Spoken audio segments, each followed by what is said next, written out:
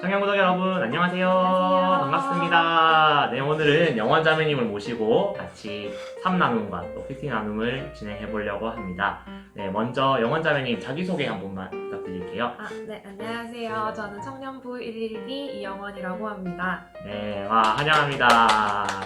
네, 또 친사팀을 맡고 있기 때문에 또 여러분들이, 웬만한 분들이 다 얼굴을 이렇게 알고 계실 것 같긴 하지만 또 자기에 대해서 좀 최근 근황에 대해서 좀 얘기해 주시면 또 좋을 것 같습니다.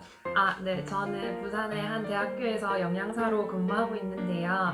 코로나로 인해서 이전과는 좀 다른 학기를 보냈는데 바쁘게 잘 보내고 지금은 방학이 시작돼서 휴가도 가면서 이렇게 큐티 영상도 찍으면서 잘 지내고 있습니다. 네, 그렇군요. 또 교회에서 여러 가지 사역을 많이 맡고 계시다고 들었는데 또 어떤 사역하고 계신지 좀 소개해 주세요.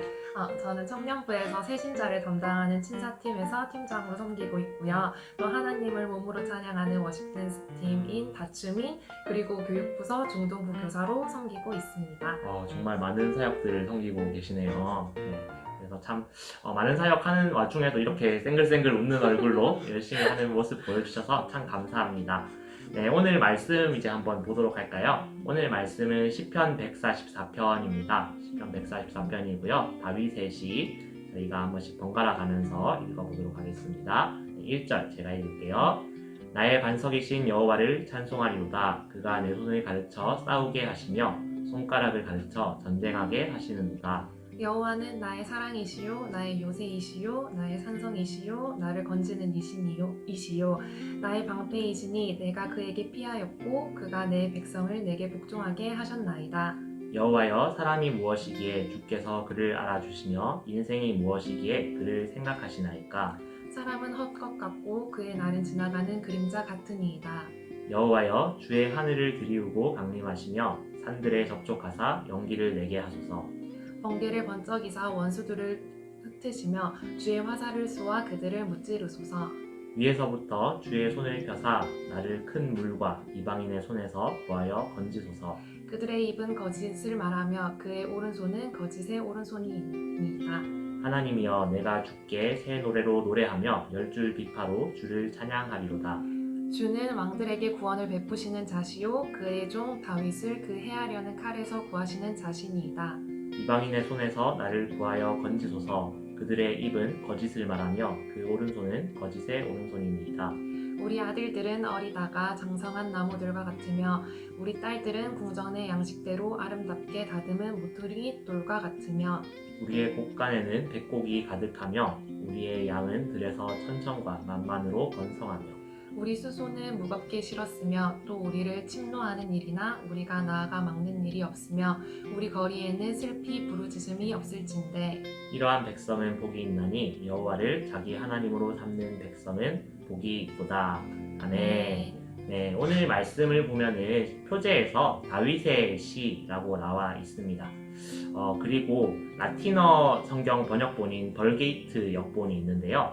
이 벌게이트 역본에 이 시 성경 본문 말고 그 주석에 달린 부분에 보면은 이 시가 다윗이 골리앗과 싸운 때, 그러니까 사무엘상 17장을 배경으로 한 것이다 라고 사실 나와 있는데 보통 많은 학자들이 이전까지는 이것을 그대로 좀 믿을만 하다라고 생각을 했지만 성경 고증이나 이런 부분이 좀 강화되면서 또 그 내용상 그런 부분이 있잖아요. 다윗이 이제 왕의 형태로 나오는데 골리앗을 죽였을 당시에는 아직까지 왕이 아니고 장군밖에 안 되거든요. 그래서 좀 이 시는 좀 더 후반에 쓰이지 않았을까라는 주장이 또 있습니다.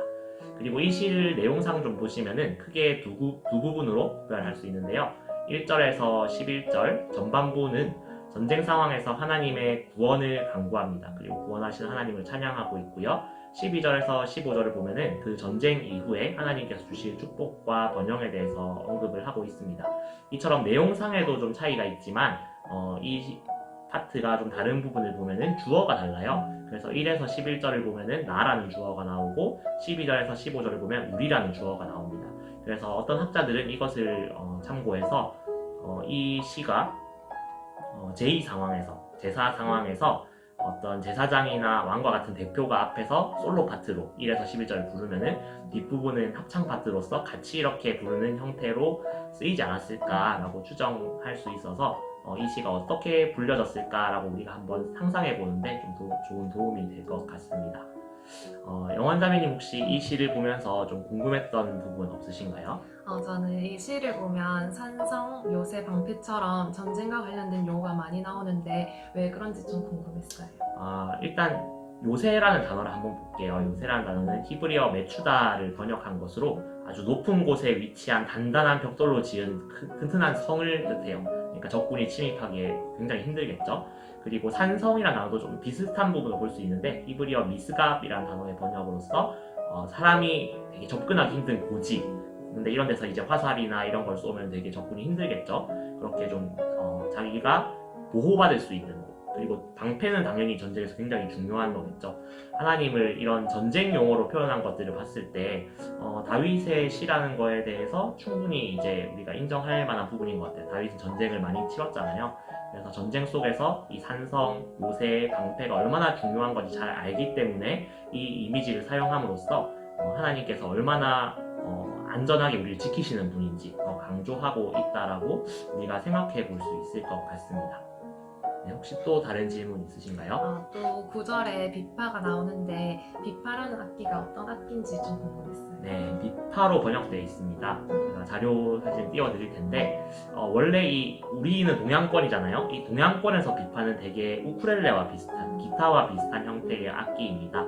근데 원래 원어를 찾아보면은 네벨이라는 단어가 나오거든요. 그래서 이 네벨이라는 단어는 당시 이스라엘 쪽 되게 고대이기 때문에 정확하게 어떤 형태인지는 알 수 없지만 그 당시 비슷한 시기에 있었던 이집트 벽화를 보면은 네벨은 약간 하프와 비슷한 형태, 이렇게 줄이 달려서 현악기 형태로 나온 악기로 우리가 추정을 해볼 수 있습니다. 그래서 다윗이 사실 사울 왕의 귀신을 들렸을 때 이렇게 수금을 켜서 그 귀신을 쫓아내고 또 나중에 이제 왕이 되고 난 후에는 레위인들을 이렇게 조직해서 제사장들 그리고 노래하는 사람들, 성가대를 구성한 것들 우리가 보면은 다윗이 얼마나 음악에 좀 관심이 많은지 우리가 알 수 있었는데요. 이런 다양한 악기들로 하나님을 찬양하고 싶다라는 다윗의 마음을 잘 보여주는 구절인 것 같습니다. 네, 이 말씀 보면서 또 여러 가지 느낀 점들이 있을 텐데 영원자매님은 좀 어떤 점들을 느끼셨는지 한번 얘기해 주시면 좋을 것 같아요. 이 본문을 보면서 다윗은 전쟁 가운데서도 하나님의 위대하심을 높이면서 자신은 주님의 종임을 고백하면서 하나님의 능력으로 원수를 처단하게 해달라는 모습을 보면서 모든 주권을 하나님께 맡기신 다윗의 모습이 좀 크게 와닿았던 것 같고요. 우리도 매일 삶의 전쟁터 가운데 나아가는데 그 나아갈 수 있는 용기는 바로 말씀에서 나오는 것 같아요. 그래서 하나님의 말씀을 붙잡고 나아간다면 다윗처럼 우리도 삶의 전쟁터에서 승리할 수 있지 않을까 하는 생각이 좀 들었고, 또 후반부에 보면은 하나님을 섬기는 백성은 복이 있다라는 말씀이 나오는데 말씀으로 잘 훈련되어서 믿음이 있는 사람으로 또 하나님의 사람으로 나아가야겠다고 좀 느꼈습니다. 네, 아주 영원자매님 다운 훌륭한 나눔이었고요. 저는 이 말씀 보면서 12절부터 15절 부분 보면 축복에 대한 부분이 나오잖아요. 그 내용을 자세하게 보면은 자녀들, 후손의 많음에 대해서도 나오고, 그 다음에 곡식의 풍성함에 대해서 나오고, 그 다음에 가축들이 아주 많은 그런 풍부함에 대해서도 나오는데 제일 마지막 절이 저는 되게 인상 깊었어요. 그 모든 복들보다 하나님을, 여호와를 자기 하나님으로 삼는 백성은 복이 있다라고 얘기를 하잖아요. 그 앞에 나왔던 어떤 물질적인 축복들, 그런 것들보다 하나님께서 나의 하나님이 되시는 것이 가장 큰 자산이고 기업이고 축복이라고 생각했던 이 시인의 모습들이 드러나는 것 같아요. 그래서 이 말씀을 보면서 제가 생각났던 찬양이 있는데 나의 영원하신 기업이라는 찬양이 떠올랐어요. 하나님이 나와 함께 동행하시고 하나님이 나와 함께 하시는 것이 가장 큰 기업이다라는 것이 그 찬양의 어떤 내용이거든요. 그래서 오늘 추천하고 싶은 찬양으로는 S3 워십의 나의 영원하신 기업 찬양을 밑에 링크로 걸어드리도록 하겠습니다. 같이 감상하시면 좋을 것 같고요. 혹시 영원자매님은 저희 청년들에게 추천하고 싶은 찬양이 있다면 어떤 곡이 있을까요? 저는 어노인팅의 주가 보이신 생명의 길을 추천합니다. 좋은 찬양이죠. 이 두 찬양 밑에 링크로 걸어드릴 테니까 꼭 들어보시고요. 마지막으로 영원자매님 이 영상을 보고 있을 우리 동역자들, 청년들에게 한마디 하자면 어떤 말씀을 해주실 수 있을까요? 사랑하는 청년부덕 동역자분들, 믿음 안에서 서로를 격려하고 위로하고 사랑해줘서 항상 많이 배우고 감사함을 느끼고 있습니다.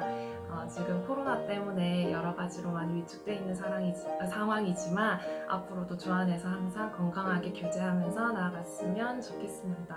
아멘. 네, 사랑합니다. 네, 이상으로 저희 오늘 나눔 마치도록 할게요. 여러분 오늘 하루도 즐겁고 행복한 하루 되시기를 축복합니다. 네, 저희 마지막으로 인사해 볼까요? 네, 좋은 하루 되세요. 좋은 하루 되세요. 행복하세요. 행복하세요.